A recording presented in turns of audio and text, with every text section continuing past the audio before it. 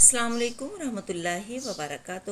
پیارے بچوں، آج ہم جو ہے وہ مضمون اردو کا علامہ محمد اقبال رحمۃ اللہ علیہ پڑھیں گے۔ علامہ ڈاکٹر محمد اقبال سیالکوٹ کے تاریخی شہر میں 9 نومبر 1877 کو ایک دیندار گھرانے میں پیدا ہوئے۔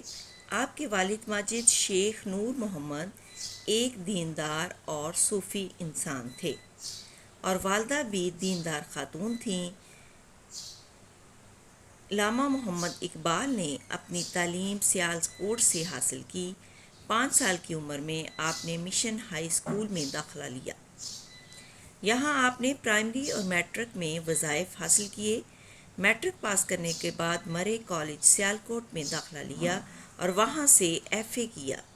یہاں انہیں مولوی میر حسن جیسے شفیق اور لائق استاد کی رہنمائی میسر آئی۔ آپ نے ایف اے کے بعد گورنمنٹ کالج لاہور سے 1897 میں بی اے کا امتحان پاس کیا۔ پھر آپ نے 1899 میں پنجاب یونیورسٹی سے ایم اے فلسفہ کی ڈگری حاصل کی۔ مزید تعلیم حاصل کرنے کے لیے آپ 1905 میں انگلستان چلے گئے۔ کیمبرج یونیورسٹی سے بیرسٹری کی ڈگری حاصل کی، پھر جرمنی کی یونیورسٹی سے پی ایچ ڈی کی ڈگری حاصل کی۔ آپ بالخصوص نوجوانوں کے شاعر تھے۔ آپ کا خطاب براہ راست نوجوانوں کی طرف اکثر ہوتا۔ ان کی تمام تر امیدیں مسلمان نوجوان سے وابستہ تھیں۔ اسی لیے اقبال نے نوجوانوں کے لیے شاہین کا لفظ استعمال کیا ہے۔ تو شاہین ہے پرواز ہے کام تیرا، تیرے سامنے آسمان اور بھی ہیں۔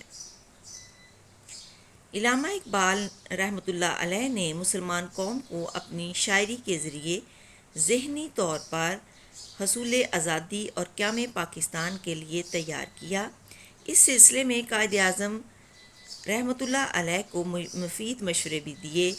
1930 میں آپ نے الہ آباد میں ایک جلسے کی صدارت کی اور مسلمانوں کے لیے الگ وطن کا مطالبہ کیا۔ اسی لیے آپ رحمۃ اللہ علیہ کو مفکر پاکستان کا نام دیا گیا۔ آپ رحمۃ اللہ علیہ نے 21 اپریل 1938 کو وفات پائی۔ آپ رحمۃ اللہ علیہ السلام کا مزار بادشاہی مسجد لاہور کے پہلو میں سیڑھیوں کے قریب ہے۔